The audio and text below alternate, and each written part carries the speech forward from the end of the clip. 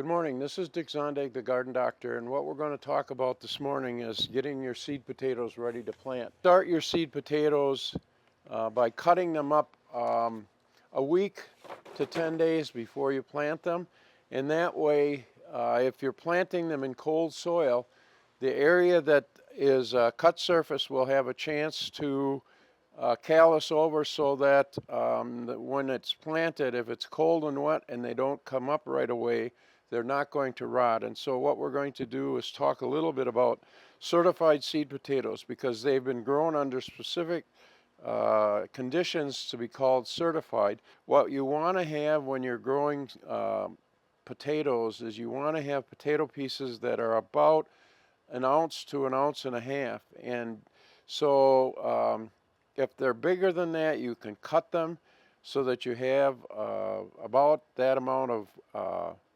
starch for them to grow from. So we're going to cut them.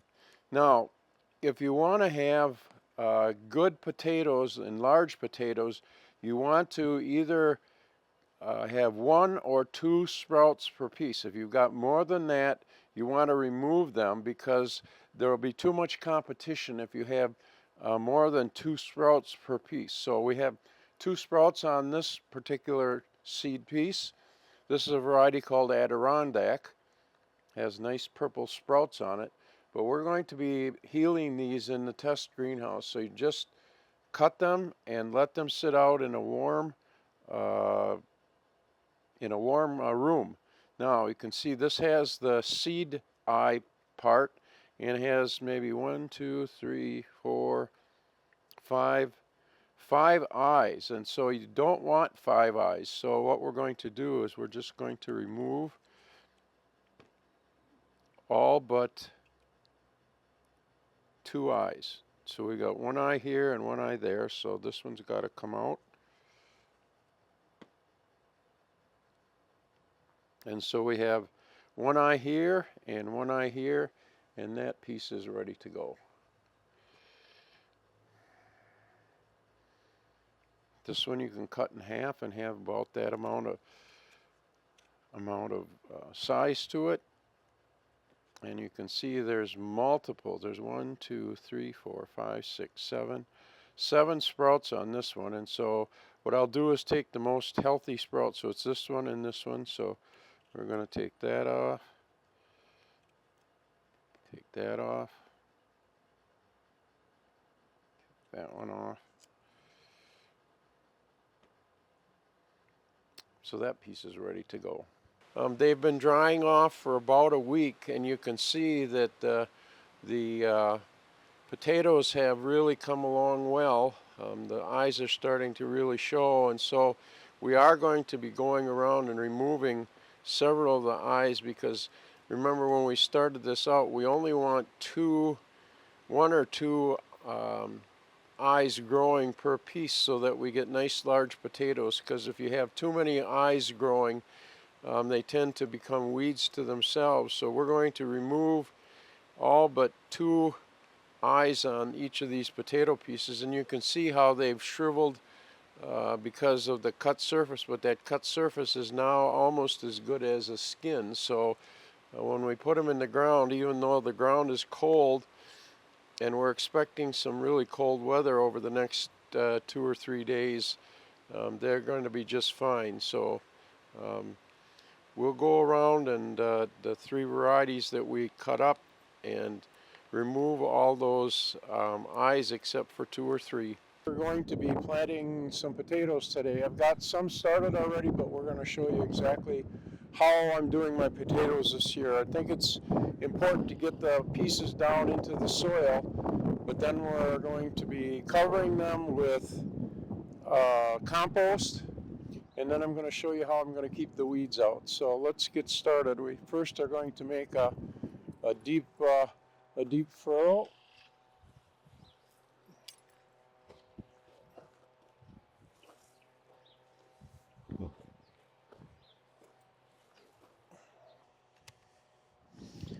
And then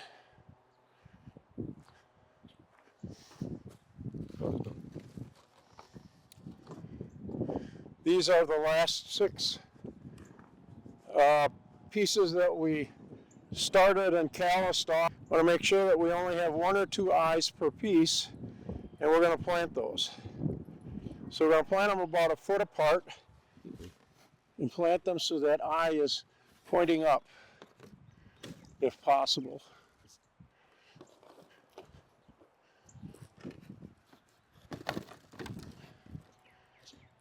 Are you the inspector there, Wing?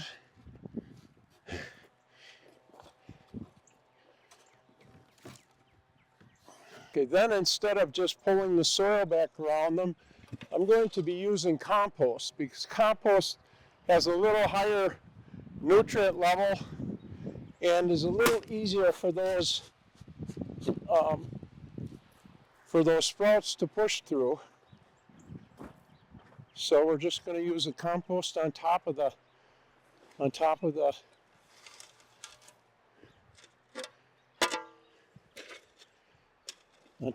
sprouts.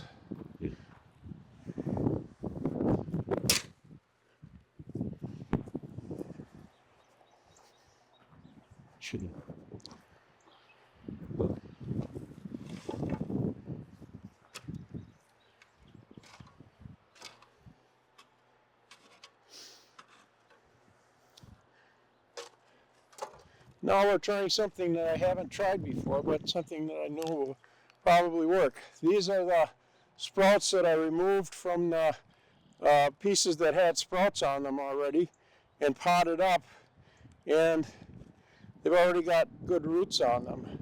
So what we're going to do with these is we're going to plant these in that same row and see how the production is from the sprouts that we started about 2 weeks ago, and you can see they have nice roots on them and how they come from the pieces themselves. So we're just going to put these sprouts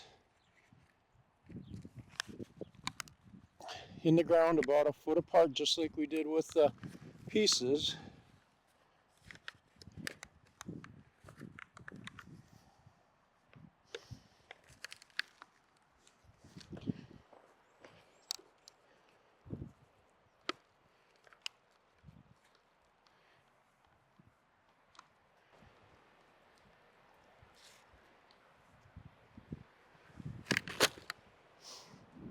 And we're going to do the same way. We're going to cover those roots up with compost so that they get off to a good start.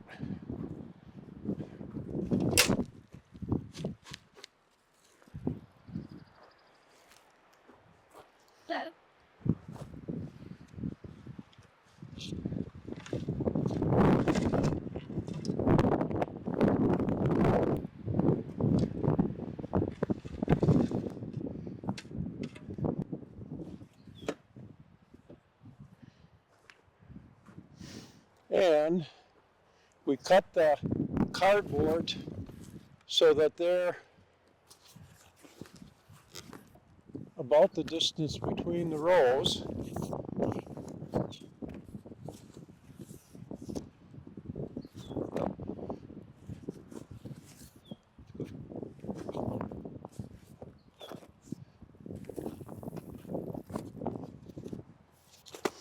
And now we're going to cover that cardboard up, not with compost, but with wood chips.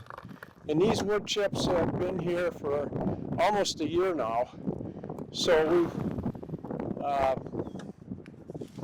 we inoculated the wood chip pile with some fertilizer to get it starting to compost. And now we're going to put it in place to try and keep the weeds down. Okay, now we'll level off the wood chips so that it covers the cardboard.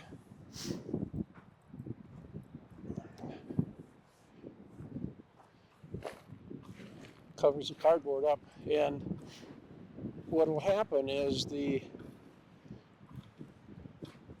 cardboard will be a barrier to any of the weeds that are down there. And while they're preventing the weeds from coming up, it will also prevent any of the seedling weeds that are loaded in the soil will also be inhibited from germinating because it's in the dark. So now we're going to cover up the whole bed with a layer of straw, because that way the potatoes will have room to come up, grow through the straw, and then after they grow up and they've got lots of new growth on them and the tubers start to form, the tubers will form either in the layer of wood chips that are between the rows or in the straw that's on top of them. So now we're just going to spread about 6 inches of a foot of straw over each row.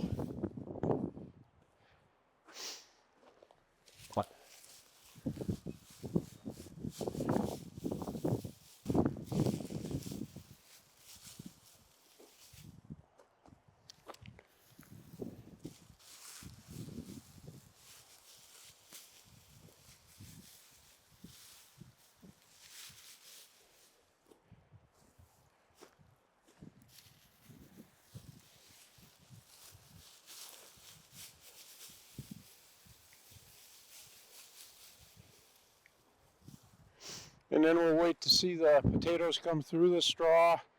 And if there's not enough, if the straw compacts too much, then we'll put more on top so that all the tubers will be out of the sunlight so they don't turn green.